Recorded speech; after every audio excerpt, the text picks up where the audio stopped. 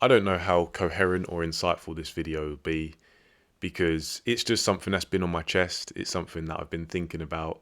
And yeah, I want to share it with you guys. So hopefully you at least get some entertainment because I'm going to go on a bit of a rant here. I'm going to get a little bit animated because it's something that frustrated me for so long.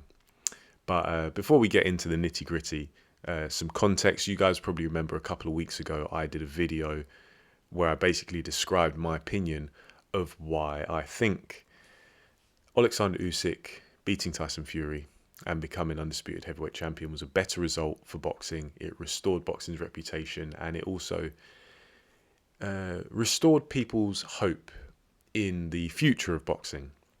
And now fast forward 2 weeks, we've just had Zhilei Zhang knock out Deontay Wilder.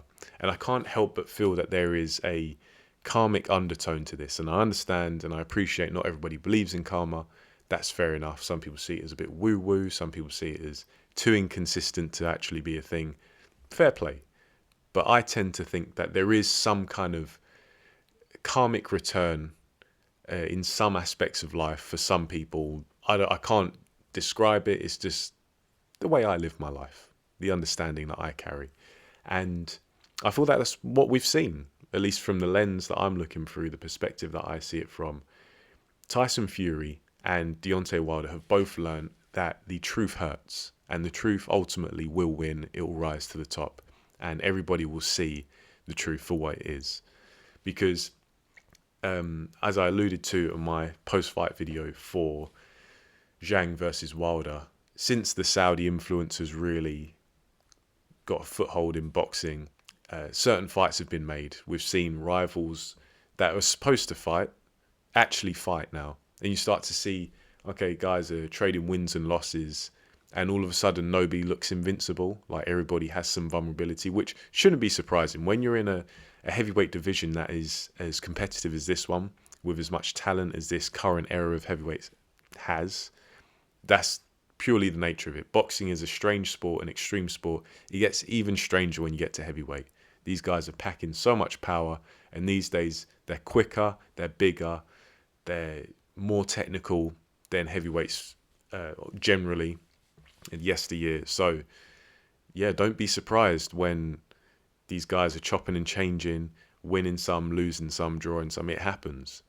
But I want to obviously appreciate the where we are now as a sport, but also particularly the heavyweight division, because it is the glamour division.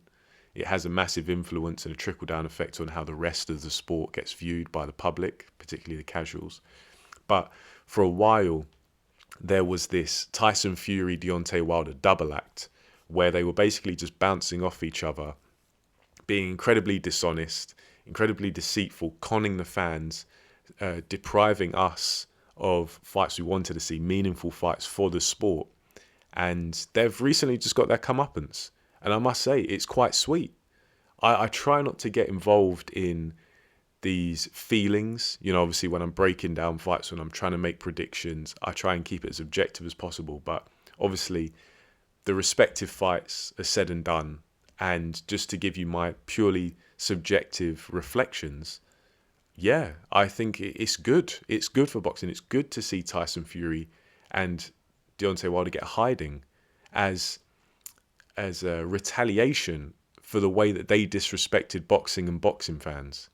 Because as I say, there was this era, there was this period. Thankfully, it didn't go on for too long, but we did have to endure it for a while, where there was this Fury Wilder double act. They were just having this running saga between the two. And yeah, Tyson Fury came out on top, but then that somehow made him the best heavyweight, not only of his generation, but of all time. A complete insult. And obviously I've covered this in a previous video.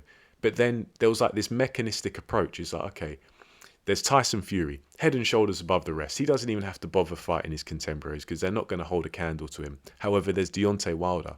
He's this super dangerous and feared and avoided champion. And yeah, even though he loses to Tyson Fury, he's the only one that comes close. And he's head and shoulders above the rest. And so, as I say, there was this mechanistic layering of deceit and conning fans. Oh, Tyson Fury's so amazing because he's beaten Wilder. And Wilder's so amazing because he's beaten the ever dangerous and avoided Luis Ortiz. Give it a rest. And I know people have done very detailed breakdowns on why this is absolute bollocks and it doesn't actually hold any weight. Oh yeah, they're good wins, respectively, but all-time great, best of a generation. Nah, you can piss off with that.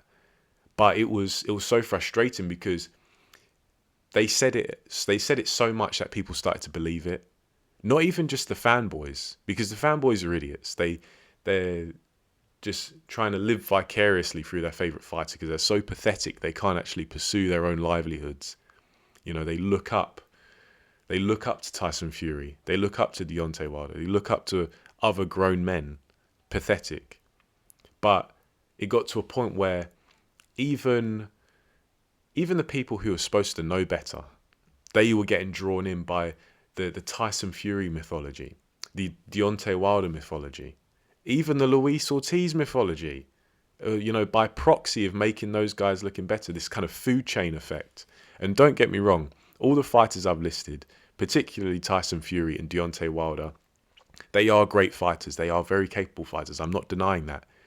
But generational bests, all-time greats, absolutely not. Very good, yes. Great even. But in the grand scheme of things, all-time great, ATGs, nah, give it a rest. And it was so frustrating because not only was this not true, but it was having a direct impact on the fights we were seeing. 2018, 2019, when Deontay Wilder was basically freezing out Anthony Joshua, that fight would have been for undisputed. And even today, you still get people making out as if Joshua avoided that fight. That is categorically untrue. Deontay Wilder and his team were so content on cherry picking that they steered away from Anthony Joshua. They turned down enormous sums of money. And you know what the thing is? I don't know this for a fact, what I'm going to say now, but knowing Deontay Wilder and what he's like, he probably will call it a day. And he's probably going to look back and smile. And he's going to say, the way I was able to change my life and earn these millions. And yeah, credit to him, because I'm sure he's got a healthy bank balance. Absolute credit to him. However, does he even realize the kind of paydays that he missed out on because he was content to cherry pick and duck fights and make out as if, oh no, it's this guy, he's not interested. But then his teams are like pulling the strings. Deontay Wilder was just a puppet. And Deontay Wilder, I don't think he's a delusional guy. He's a simpleton. But I think a lot of the insidious action came from the people behind him, his team, who facilitated his cherry picking and his freezing out of certain fighters. Even back when he first won the title, Shelley Finkel came out and said, oh yeah, we're not going to be unifying with Lad. Deontay Wilder's just a baby. He's a champion, yeah, but he's still very young in his career. Bollocks. But that's what we were up against. That was the great Deontay Wilder. And obviously with Tyson Fury, his shenanigans have been even more egregious. Ducking Usyk shamelessly for 2 years. And all the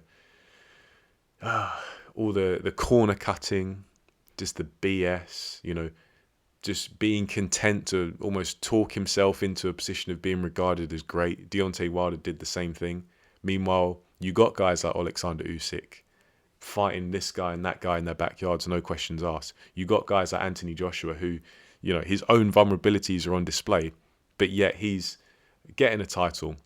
Then he's unifying. Then he's unifying again, seemingly taking on all comers. And as I say, it's just finally there's been some kind of retribution. There's been some kind of comeback where Tyson Fury and Deontay Wilder, these guys have been so dishonest and just trying to eat off this saga that they had between each other and using it as an excuse to disregard the rest of the division, depriving us of fights we want to see. They got their comeuppance. And as I say, I'm glad to see it, And I don't want to see people, talking about Deontay Wilder, because if he retires, they're going to be saying, how a a lot of the commentators, they use all these superlatives like, oh, he's had an illustrious career, a glittering career as heavyweight champion. No, he didn't. Deontay Wilder had one of the weakest reigns in heavyweight history. One of the weakest reigns I've ever seen. Like, it's comical. And, like, there have been some weak champions, but I'm not sure I've ever seen a weak champion in boxing who has also ran with the kind of delusions of grandeur that Deontay Wilder has. Like, yeah, he deserves an award for that because, mate, the way this guy bloody conducted himself was, oh, it was really something. Incredibly frustrating. But I feel like now these fights are happening where these contenders, these champions are fighting each other as they should. You see that in boxing, nobody's untouchable. It doesn't happen. Even Alexander Usyk, who, given massive credit for beating Tyson Fury, making history, becoming undisputed heavyweight champion, he's vulnerable. He can't carry on forever. If he does, someone's gonna catch him out. It's just that simple. It's not about being caught up in characters and personalities and who you like because you feel that they represent you. These guys, they're just fighters. They're just human beings. They're fallible like you and me. And if they fight each other as they're supposed to, they're going to win some, they're going to lose some, they're going to draw some. They're going to chop and change positions and rankings. Belts are going to get switched over. It happens. But as I say, I can't, as I say, I keep saying that a lot.